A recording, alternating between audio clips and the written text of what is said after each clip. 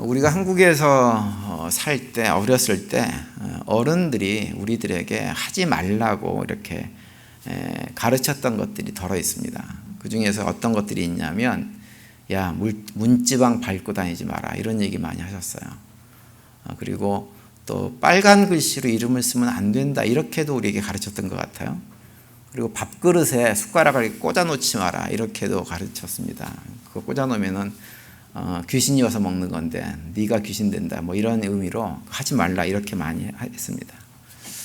여러 가지 하지 말라고 하는 것들이 참 많이 있었죠. 우리가 당시에는 이제 뭐 유교 사회, 또 미신도 팽배했던 그런 시대이기 때문에, 심지어는 예수를 믿고 교회를 다니시는 분들도 우리한테 그런 것들을 이렇게 요구를 하고, 또 그런 것들을 하면 괜히 찜찜해하고 그랬었던 것이 이제 우리의 옛날 모습입니다.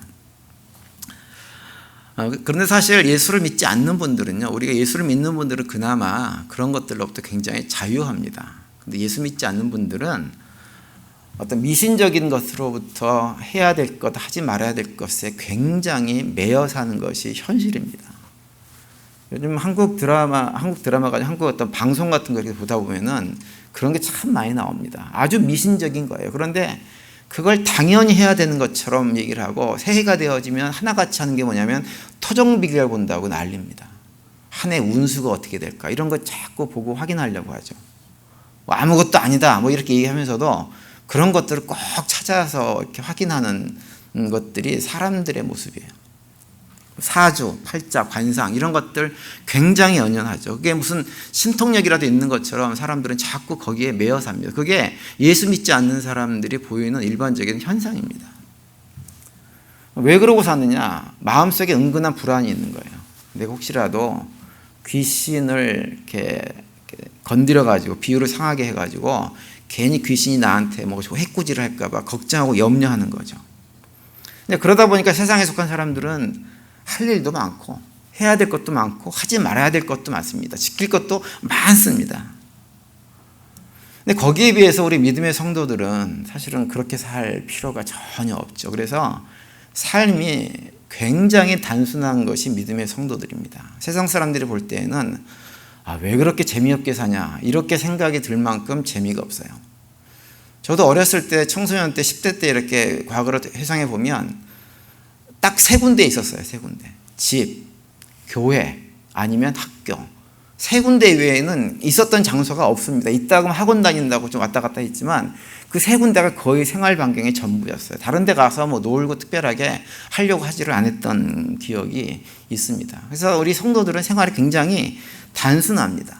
그리고 쓸데없는 것에 전전긍긍하면서 살지를 않죠. 그러다 보니까 하나님의 은혜로 우리 마음속에 뭐가 있냐면 평안이 늘 있습니다.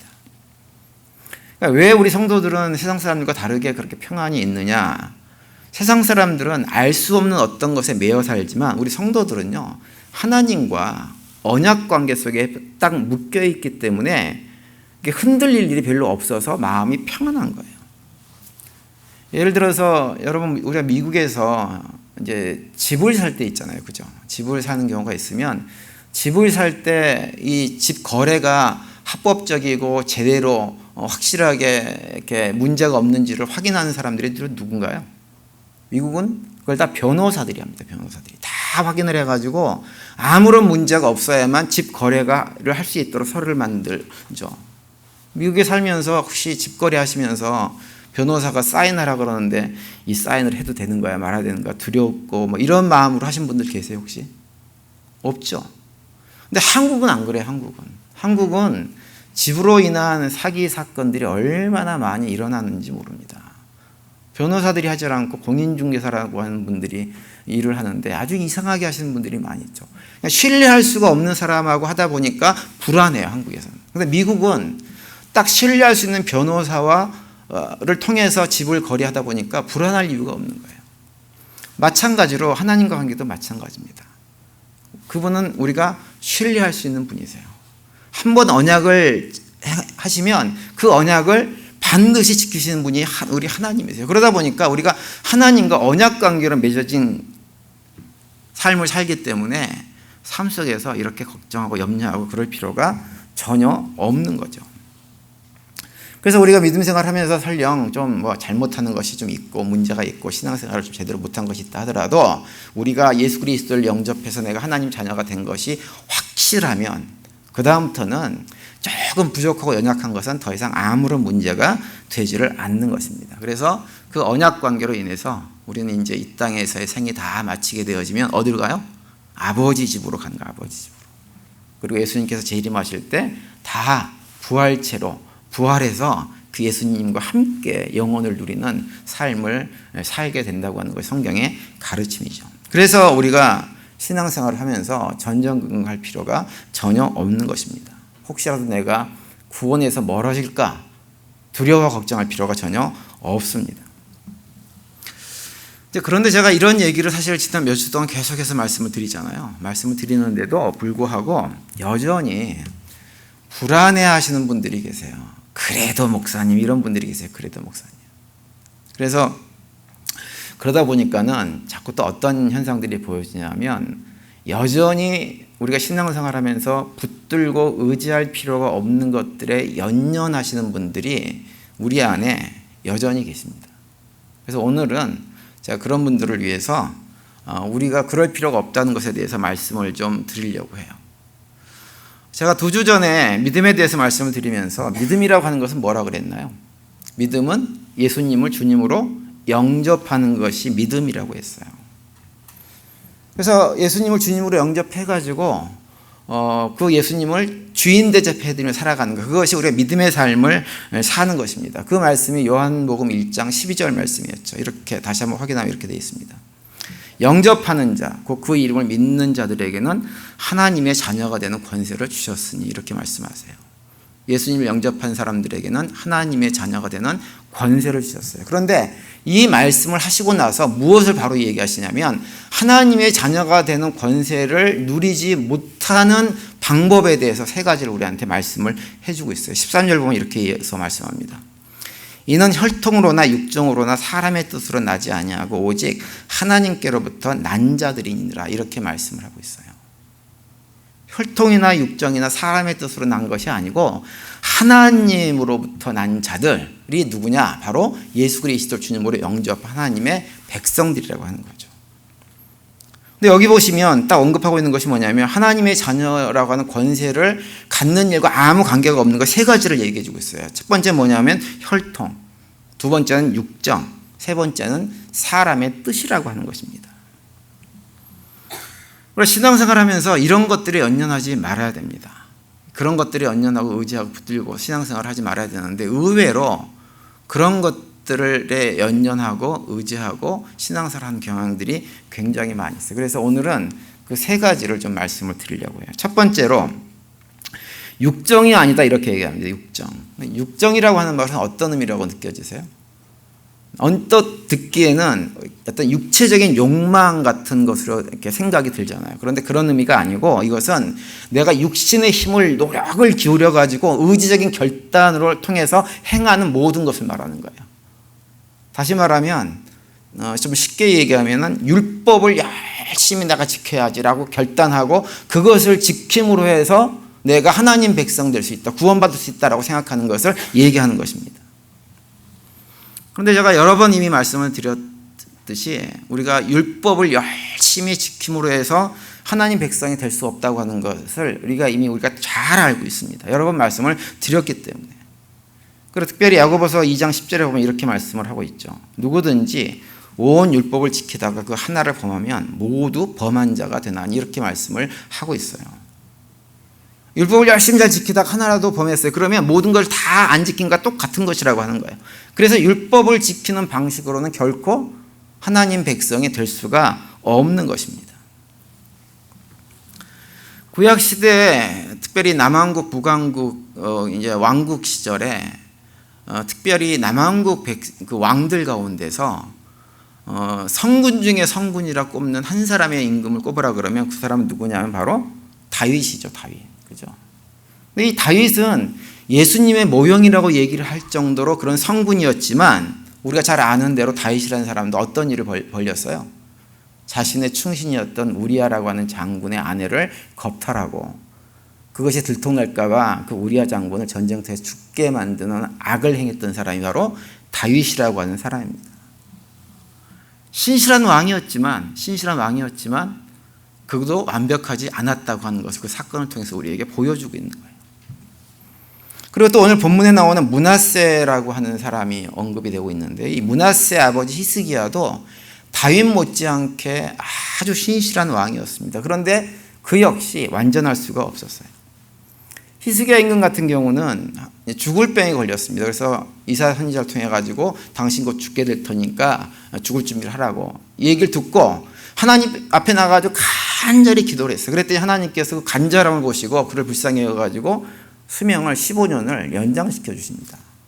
근데 그런 과정 속에서 이 히스기야 마음속에 무엇이 들어왔냐면 교만이라고 하는 것이 그 마음속에 들어와 버렸어요. 그래서 바벨론에서 사신들이 왔어요. 히스기야 임금을 이렇게 문병하기 위해서. 그런데 하나님께 받은 은혜가 너무 크고 그것이 너무 자랑스럽다 보니까 어떤 일을 행하냐면 자기 왕궁에 있던 모든 보물창고를 열어가지고 그 바벨론 사신들한테 자랑을 합니다. 자랑을 해요. 그런데 하나님께서 그 과정 속에서 히스기야 마음속에 있던 교만을 보시고 그를 심하게 책망하는 것을 성경에 기록된 것을 볼 수가 있습니다. 열왕기 20장 17절과 18절에 보면 이렇게 되어 있습니다. 여호와의 말씀이 날이 이르리니 왕궁의 모든 것과 왕의 주상들이 오늘까지 쌓아두었던 것이 바벨론으로 옮긴 바 되고 하나도 남지 아니할 것이요 또 왕의 몸에서 날 아들 중에서 사로잡혀 바벨론 왕궁의 환관이 되리라 하셨느니라. 이렇게 하나님께서 이사야를 통해서 히스기야 임금에게 심판의 메시지를 전달합니다.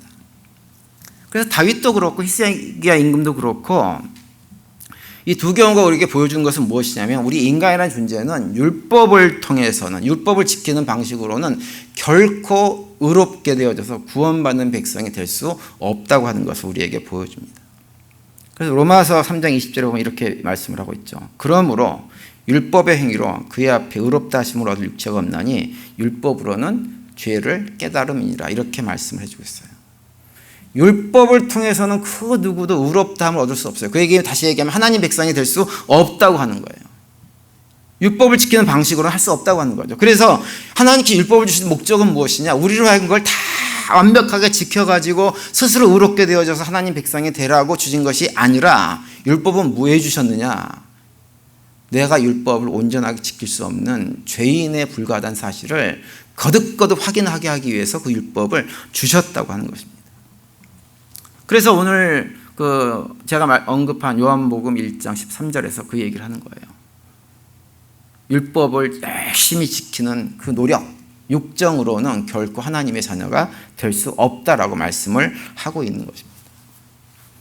여러분, 율법의 기준으로 보면요, 여기 계신 모든 우리 모두는 다 누가 잘했냐 못했냐를 따지게 되어지면 그냥 도토리 키재기에 불과합니다. 목사 저를 포함해서 우리 모두가 다 누가 특별하게 잘하고 못하는 것이 없어요.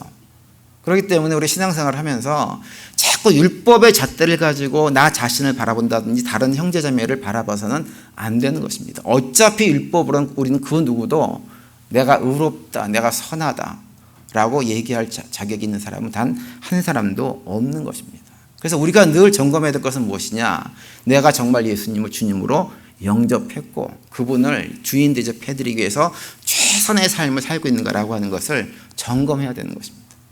우리 모든 성도님들이 우리의 신앙을 점검할 때마다 나는 정말로 예수님을 주님으로 영접했는가라고 하는 것에 관심을 갖고 율법의 잣대로 우리 자신을 점검하는 일이 없게 되기를 간절히 바랍니다. 그리고 두 번째로 언급하는 것이 뭐냐면 사람의 뜻으로 우리가 하나님의 자녀가 될 수 없다라고 얘기합니다. 여기서 말하는 사람의 뜻이라고 하는 것은 무엇이냐 하면 사람들에 의해서 만들어진 제도나 사람들에 의해서 행해지는 어떤 것, 종교적인 어떤 것들이 우리를 하나님 백성, 자녀로 만들어주지 않는다고 하는 거예요. 어떤 형식이나 절차를 마쳤다고 해서 그것이 내가 하나님 자녀 되겠다고 하는 것을 보장하느냐? 그렇지 않다고 하는 거죠. 예를 들면 여러분 우리가 이제 저희 교회 다 나오시는 성도들이잖아요. 그죠? 교인들이 됐단 말이에요. 또 활동교인이 되기도 하고 미국 장로교회라고 하는 그런 교단 안에 소속이 돼 있단 말이에요. 그런데 슈리포트 보좌 한인 장로교회 교인이 됐든지 미국 장로교회 교단의 교인이 됐든지 이런 어떤 소속이 돼 있다고 하는 사실 자체가 우리가 구원받은 백성이라고 하는 것을 보장하냐 하면 결코 보장하지 않는다고 하는 것입니다. 심지어는 세례를 받았다고 해가지고 세례 자체가 우리가 하나님 백성 됐다고 하는 것을 결코 보장하지 않습니다. 그 세례와 비슷한 것이 뭐예요? 유대인들이 했던 것이 할례예요, 할례. 그런데 성경에 보면 분명하게 할례가 이스라엘 백성들 입장, 유대인 입장에서는 내가 할례 받았다고 하는 것 때문에 하나님 백성이다라고 생각을 했지만 성경은 뭐라고 얘기하냐면 그 할례가 결코 하나님 백성됨을 보장할 수 없다라고 말씀을 합니다. 로마서 2장 28절 29절에 보시면 이렇게 돼 있죠. 무릇 표면적인 유대인이 유대인이 아니요 표면적 육신의 할례가 아니니라. 오직 이면적 유대인이 유대인이며 할례는 마음에 할지니 영에 있고 율법 조문에 있지 아니한 것이라. 그 칭찬이 사람에게서가 아니요 다만 하나님에게서니라. 이렇게 말씀을 해주고 계십니다. 할례라고 하는 건 우리가 잘 아는 대로 생식기의 표피를 일부를 떼어내서 우리의 생명의 근원이 주님에게 있다고 하는 것을 고백하는 행위가 할례입니다. 그런데 그렇게 어떤 육체의 일부를 떼어내는 할례를 했다고 해서 그 할례가 진짜 할례가 아니라고 하는 거예요. 정말 우리가 해야 될 것 할례는 어디에 닿느냐? 우리의 마음에 대해야 된다고 하는 거죠. 마음의 할례를 해서 우리 마음의 중심으로 하나님을 나의 삶의 주인으로 영접하고 그분을 정말 주인 대접해드리는 것, 생명의 주인 대접해드리는 것 진짜 할례지 표피에다가 한 것이 결코 참된 할례가 될 수 없다라고 하는 거예요. 그래서 표피 할례를 했다고 해가지고 본인들이 하나님 백성이라고 착각하지 말라고 하는 것입니다. 그래서 사람의 뜻으로 우리가 하나님 자녀가 될 수 없다고 하는 것은 사람에 의해서 행해지는 모든 것들, 그것이 어떤 제도나 형식이나 절차나 행위 같은 이 모든 것들을 했다고 해가지고 결코 하나님 백성이 될 수 없다고 하는 것을 말씀을 해주고 있는 거예요. 목사라고 하는 직분이, 장로라고 하는 직분이, 권사, 집사, 안수집사 이런 모든 직분, 선교사 어떤 것이 있더라도 그런 것들이 우리의 구원을 보장해 주지 않는다고 하는 것입니다. 오늘 우리가 읽은 본문에 나오는 므낫세라고 하는 이 왕은 하나님의 백성들을 이끌었던 왕입니다. 그런데 하나님 백성들을 이끄는 왕이었지만 그가 행한 것은 무엇이냐면 하나님 백성다운 일을 전혀 하지를 않았어요. 그래서 열왕기하 23장 26절에 보시면 이런 내용이 나옵니다. 그러나 여호와께서 유다를 향하여 내리신 그 크게 타오르는 진노를 돌이키지 아니하셨으니 이는 므낫세가 여호와를 경노하게 한 그 모든 경노 때문이라. 이렇게 말씀을 하고 있어요. 이 열왕기하 23장 말씀은 므낫세의 손자인 요시야 임금 때 주신 말씀입니다. 요시야 임금은 하나님 보시기에 굉장히 선한 왕이었습니다. 그래서 종교개혁을 일으켜가지고 성전을 청소하고 굉장히 선한 일들을 많이 했던 사람이에요. 하나님 백성다운 삶을 살아가기에 최선을 다했던 사람이 요시야 임금입니다. 그런데 그런 노력에도 불구하고 하나님께서 남왕국 유다를 멸망시키기로 작정한 마음을 돌이키지 않으셨다고 하는 거예요. 이유가 무엇이냐? 바로 므낫세 때문에. 므낫세가 행한 악행 때문에 하나님께서 그 마음을 돌이키지 않으시겠다고 하는 것입니다. 이 므낫세라고 하는 사람은 하나님 백성을 인도하는 왕으로 무려 55년 동안 사역을 감당했던 사람입니다. 그럼에도 불구하고 그는 하나님 백성의 반열에 들어갈 수가 없었어요. 55년 동안 왕의 역할을 했는데, 그래서 그 왕이라고 하는 직분이 결코 그를 구원을 보장해 주지 못하고 오히려 그는 어떤 사람이었느냐? 하나님의 심판의 대상이 될 뿐이었습니다. 여러분, 우리가 많이 들었던 예화 가운데 이런 예화가 하나 있죠. 어떤 목사님이 돌아가셨어요. 그래서 천국에 갔습니다. 천국에 갔는데 천국의 문지기인 베드로가 이 목사님을 너무 반갑게 맞이하는 거예요. 너무너무. 그래서 이 목사님이 좀 궁금했어요. 그래서 물어봤어요. 아니, 왜 나를 이렇게 반갑게 맞이하냐고. 그랬더니 그 베드로가 그 목사님한테 그러더래요. 너무 오래간만에 목사님이 천국에 오셔가지고 반가워서 내가 이렇다고. 그렇게 얘기했다는 거예요. 그냥 우스갯소리로 한 표현이지만 사실은 그 얘기는 뭘 얘기하냐면 목사라고 하는 직분을 내가 평생 동안 사역을 감당했다고 해서 그것이 결코 구원받는 보장이 되지 못한다고 하는 것입니다. 어떤 직분도 다 마찬가지입니다. 그래서 다시 한번 말씀드리지만 우리가 구원받는 유일한 길은 무엇이냐? 예수 그리스도를 주님으로 영접하는 거예요. 영접하고 그분을 주인 대접해드리는 삶을 살아갈 때 우리는 구원받은 백성으로 이 땅에서부터 영혼까지 천국을 누리면서 살아갈 수가 있는 것입니다. 그렇기 때문에 우리의 모든 성도님들은 본인들이 예수님을 주님으로 영접했다고 하면 직분이 없어도 또 신앙 연륜이 아무리 짧아도 그런 분들은 하나님의 자녀임을 의심하지 마시고 하나님의 자녀로서의 삶을 당당하게 살아가는 우리 모두가 되시기를 간절히 바랍니다. 그리고 마지막 세 번째로 무엇에 대해서 얘기하냐면 혈통에 대해서 말씀을 하고 있습니다. 혈통이 우리의 구원을 하나님 자녀됨을 보장해 주지 못한다고 하는 거예요. 다시 말하면 부모가 예수 잘 믿었다고 해가지고 자녀들이 자동으로 하나님 백성이 되는 일이 일어나지 않는다고 하는 것입니다. 아무리 그 집안 대대로 저희 집안이 제가 4대째 예수 믿는 집안이에요. 제가 4대째. 우리 아들이 5대째 예수 믿는 집안이에요. 그래서 아무리 대대로 예수를 믿는 집안이라고 해도 그 대대로 예수를 믿는 집안이라는 사실이 후손들이 하나님 백성 되어지는 것을 보장해 주지 않는다고 하는 것입니다. 오늘 우리가 읽은 본문에 나오는 므낫세라고 하는 임금은 그 아버지가 누구이냐면 바로 히스기야 임금이었어요. 히스기야 임금. 히스기야 임금의 아들이었는데 그가 왕위에 55년 동안 제1을 하면서 행한 모든 것들은 무엇이냐? 아버지가 했던 모든 의로운 정말 믿음으로 어떻게 해서든 나라를 세워보려고 했던 그 모든 노력을 다 물거품으로 만들어버리고 온 나라 각지에 우상 숭배한 제단을 갖다가 계속해서 쌓았던 사람이 바로 므낫세라고 하는 사람입니다. 그래서 2절에 보시면 이렇게 기록하고 있죠.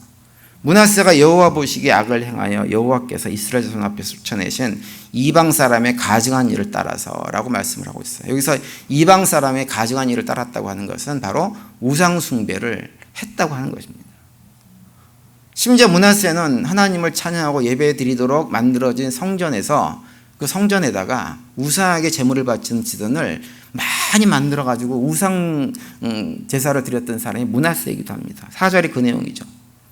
여호와께서 전에 이르시기를 내가 내 이름을 예루살렘에 두리라 하신 여호와의 성전에 제단들을 쌓고라고 기록하고 있습니다. 여기서 말하는 성전에 쌓은 제단이라고 하는 것은 다 무엇이냐? 우상들에게 제물을 바치기 위해서 쌓은 제단을 언급하고 있는 것입니다. 이런 일을 행했던 사람의 아버지가 누구냐 하면 바로 히스기야 임금이에요. 히스기야 임금. 근데 히스기야 임금의 아버지가 그렇게 믿음이 좋은 사람이라고 해가지고 아들 므낫세가 믿음이 좋은 사람이었느냐? 그렇지 않았다고 하는 거예요. 저는 예전에 이 성경에 나온 이런 장면들을 보면서 굉장히 의아했습니다. 왜냐하면 우리가 실제적으로 경험하는 것과 성경의 기록이 좀 달라요. 우리가 무엇을 실제로 경험하냐면 우리가 이 땅에 살면서 부모가 믿음이 좋으면 자녀들이 정말 믿음이 막 나가는 경우가 있습니까? 없습니까? 별로 없어요. 부모의 믿음이 좋으면 자녀들도 일반적으로 믿음이 다 좋은 경우가 많이 있습니다. 정말 이상한 분들이 아니면 대부분 다 그렇습니다. 목사님들 자녀들 보면 대부분 다 믿음이 훌륭해요. 그 이상한 신앙을 가지고 있는 사람들이 별로 없습니다. 우리 성도들도 마찬가지입니다. 믿음의 부모가 좋으면 자녀들도 좋아요. 그런데 성경에 보면 특별히 남한국의 역사를 보면 아버지는 너무 믿음이 좋았는데 그 아들 때 가지고 모든 믿음이 무너져 버리고 우상 숭배를 만연하게 하는 일들을 행한 왕들이 많이 있습니다.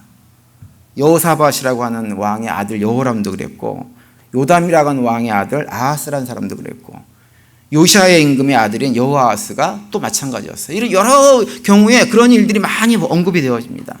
아버지는 하나같이 다 신실한 왕이었는데 아들들은 하나같이 우상 숭배에 쩌들어 살았던 것이 케이스들이 여러 번 나옵니다. 제가 이런 장면을 보면서 이게 도대체 왜 그럴까? 왜 구약의 왕들의 역사는 왜 이렇게 자꾸 만들어졌을까라고 하는 생각을 많이 했었어요. 그런데 그런 고민을 하다가 이 요한복음 1장 13절 말씀을 읽으면서 묵상을 하면서 그걸 깨달았어요. 뭐냐면 구약 성경에서 보여주는 그 예들은 어떤 걸 보여주냐면 혈통이 결코 구원을 보장하지 못한다는 사실을 우리한테 강조해서 보여주고 있는 것입니다. 그래서 그걸 통해 가지고 혈통이 구원을 보장하지 못하기 때문에 우리한테 어떻게 하라고 하는 거예요? 그러면 우리들로 하여금 자녀들에게 신앙을 바르게 물려주기 위해서 부모가 그냥 가만히 있어서는 안 된다고 하는 거예요. 자녀들에게 믿음을 물려주기 위해서 부모가 부모의 역할을 제대로 해야만, 그래서 자녀 각자 개개인이 예수님을 주님으로 영접하게 만들어 줘야지, 그래야지 그 자녀가 구원받는 것이지, 아버지 믿음이 좋다고 해가지고 자녀들도 자동으로 믿음이 좋아지냐면 그렇지 않다고 하는 것을 말씀해 주고 있는 것입니다.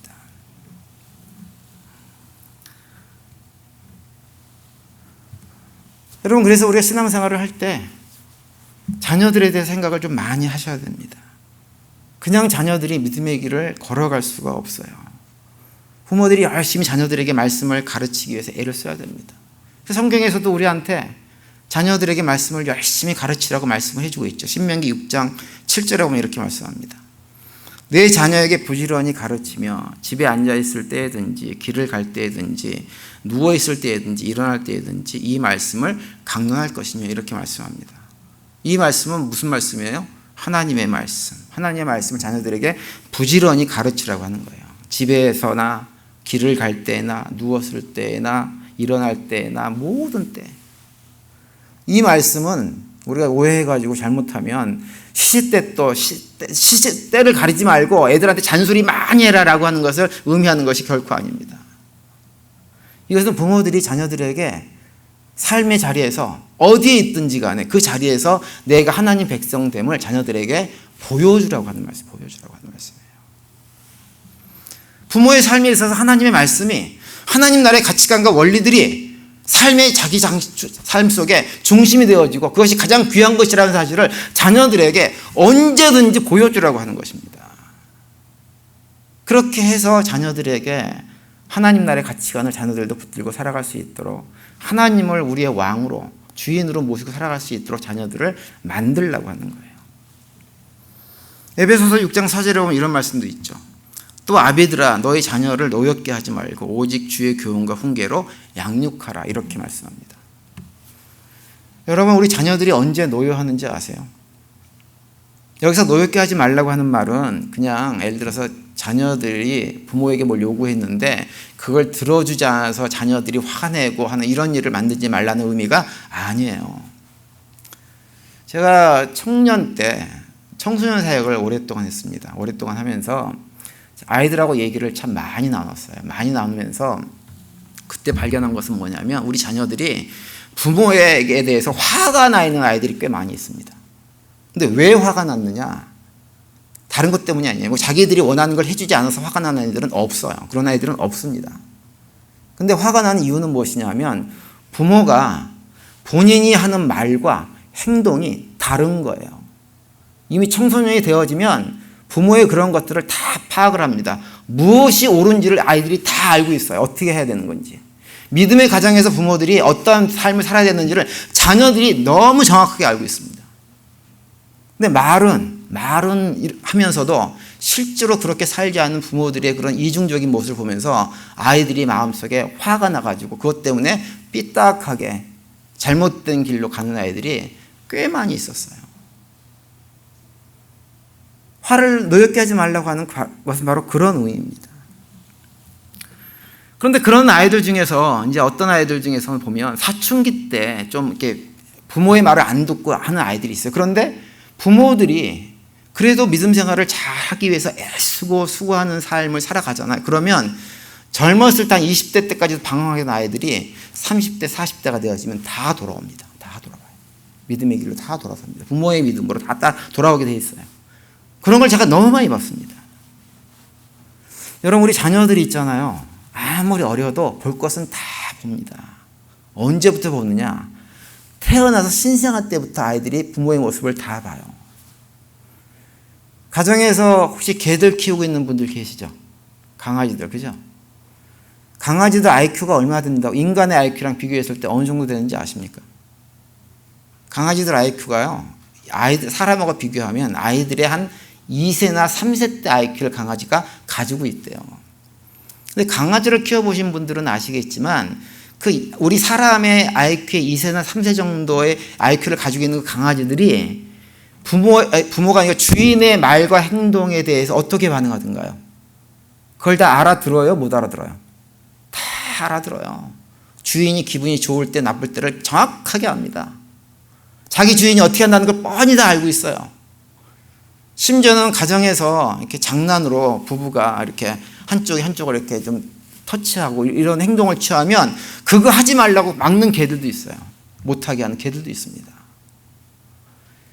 그 얘기 뭐냐면 우리 아이들이 어려서 2세, 3세 때부터 이미 부모가 하는 말, 부모가 하는 행동도 이런 모든 것들을 다 보고 있다고 하는 거예요. 다 느끼고 있다고 하는 거죠.